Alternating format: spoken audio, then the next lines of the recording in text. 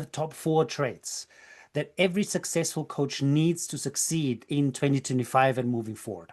First and foremost is deep empathy. You really have to have a level of emotional intelligence. Yes, we focus on gender intelligence. You need that. But underneath that, you truly have to you have to understand how people feel. You have to really listen to not just the words they're saying, but the tone, the delivery, the body language. You have to really have a level of emotional intelligence, and that's critical for being a good coach. That's probably the foundational thing under everything is that deep empathy and understanding of how people feel. Learn it. I think you can learn emotional intelligence. You can really learn to be a better listener, not just because a lot of coaches feel I have to have the answers. I have to know what to tell them. No, what they really want, and talk about statistics. I read somewhere that 88% of the value that clients get are a sounding board and a confidant. Oh, that's Somebody interesting. that really gets them, that listens to them. And so to me, that's a critical, not, I'm just going to give you all the answers. You should do this, you should do that. But it's more that empathetic, true, genuine listening to them. And that comes under that category of emotional intelligence. Hmm. And why would you think that is so important? Because I think that's the value that people get the most is this guy gets me. This gal understands me. This person really understands what I'm going through with my husband or my wife or my challenge or my finances or whatever it is, that they're Hmm. truly interested in me. All right. So we have trait number one. Trait number two. I would say, and we're the only school that does this, is gender intelligence on top of emotional intelligence. Okay. Because you really do have to understand how men and women are different. You cannot coach them the same way. You just can't coach a man the same way you coach a woman. And when you're with a couple, if you're doing couples coaching, and we suggest all of our coaches to do that, you're coaching a man and a woman in the same session. So you got to give what he needs and you got to give her what she needs at the same time. So that is a skill. That's an art form that you can learn to actually do because you have to understand how men and women are different. If you don't understand that, then you're not coaching them well. So to me, that's number two. I think gender intelligence as a definition is really just recognizing and understanding the differences between men and women.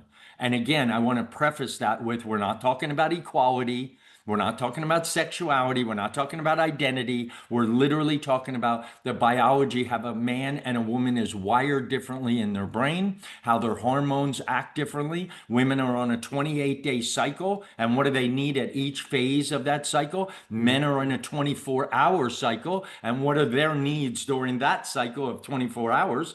And really understanding those differences, that is gender intelligence in a nutshell. Because really understanding them in a coaching session, why he says that and why he says it that way and how she interprets it very different than a man would is critical to successful coaching with them.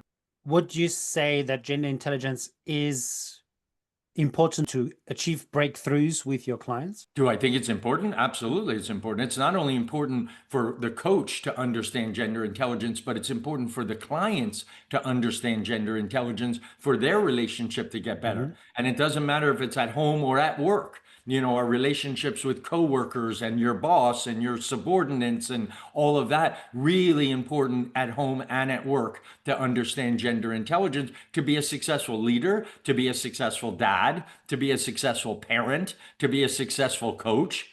Understanding gender intelligence is critical because there's no part of the world that doesn't have men and women. But so to me, what we're really trying to do is not divide, but harmonize. Mm. And when I understood gender intelligence, my relationship with my wife started into a better harmony because I understood what she needed during each part of her cycle, and she understood what I need in each part of my cycle. We want to teach our coaches to have what we call an emotional mirror so Mhm. that the client actually sees their emotion reflecting back on them. And I'll give you an example. What Okay. we do in classes is we take two of our coaches and we have the others watching, and one coach is the client and one coach is the coach. And Mhm. the client then expresses any kind of stress or frustration that they have in their life. Just 2, 3 minutes, and they go through what's going on that stresses them out or frustrates them. And now the coach has to acknowledge that without giving advice. So they literally have to say, "Oh, I understand how you felt unappreciated when that happened," or "I understand how that would make you frustrated." So it's not about the coaching yet. It's about the acknowledgement of the feeling itself. This is an exercise that we do, and we go around from coach to coach to coach, being client to client to client, and get them to first acknowledge those emotions that that client is expressing. What is it, the exercise that you would give me to stop reacting and start listening? I would get them to write these two words down. What do you see and feel? Mm-hmm. Right? So when you feel an emotion, what do you see and what do you feel? John Gray even talks about, and he wrote a great book called What You Feel You Can Heal. So the client typically is going to express those feelings. And we want to teach the coach how to acknowledge the expression of the feelings just by acknowledging what do they see and what are they feeling? What is that client feeling? Describe the feeling out loud. Do you see what I mean? So that's very different than trying to give advice or what they could do to get out of that feeling or to change, in their head to change. A lot of people deflect or distract, you know what I mean, to get them out of that feeling. We don't want to do that. What is that client feeling in words to articulate the feeling? And that puts your brain not into solve mode, but into empathy mode. Yeah. So I guess I could be, as a client, I could take that home now, and in every conversation, I could ask the person, instead of giving advice, I could ask, how do you feel? Or what do you see? Exactly. And then I want to acknowledge that. Oh, I understand why you would feel unappreciated or how you would feel, that upset about that. I get it. So you have to acknowledge that first. We always go into solve mode, especially when you do that as a job, you do it as a career. So you're trying to solve the problem. No, we want to stay in it. We want to show that empathy. And that's where the human connection really happens. It is such a critical part, and it can be taught. Takes a little bit of time to start focusing on what do they see and what do they feel. Let's move on to the second trait, gender intelligence. Yeah. That's the one that sets Mars Venus coaches apart, right? And truly, this is something that not only do we teach all the different parts of the brain and but what we actually get them to do as an exercise in class is take the other role. If you're a man coach, we want you to take the woman's role. So step into that. If you're a woman, step into the man. It's so interesting to me. I was watching a TED Talk yesterday with John. And it's a really good one. And he was talking about when I do my weekend retreats, I separate all the men and the women in two rooms. And I have a big flip chart. And I say, now I want you to write all your complaints on the flip chart. All the men are together and they're commiserating together, going, "Oh, I don't like the complaining and the nagging and the this and the that."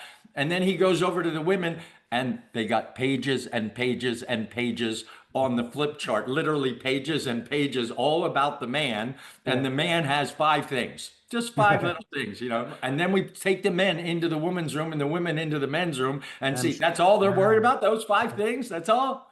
And the men are like, "You're kidding me." Pages and pages and pages of paragraphs of their biggest complaints around men. I do this many times, even when I do couples coaching.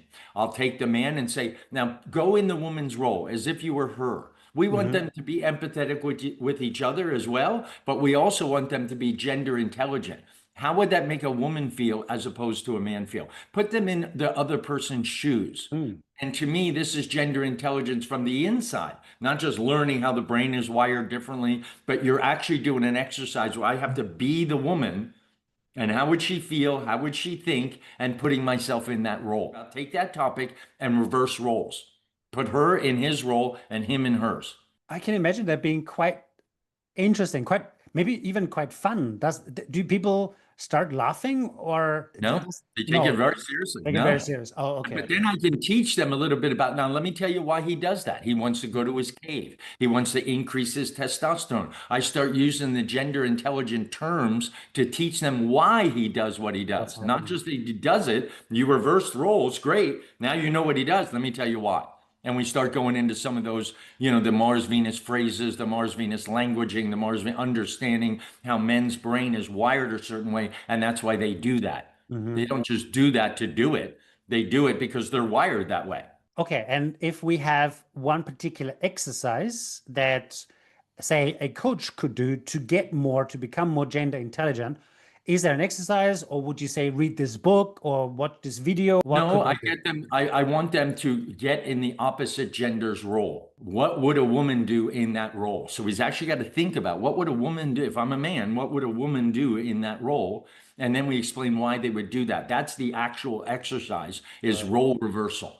But do you need the partner there, or can you do this by yourself as well? You could do it by yourself if you're looking in the mirror and go, okay, now how would she respond to that? What would a Mhm. woman do in that case? Why would a woman do that based on all the information that you learn about gender intelligence?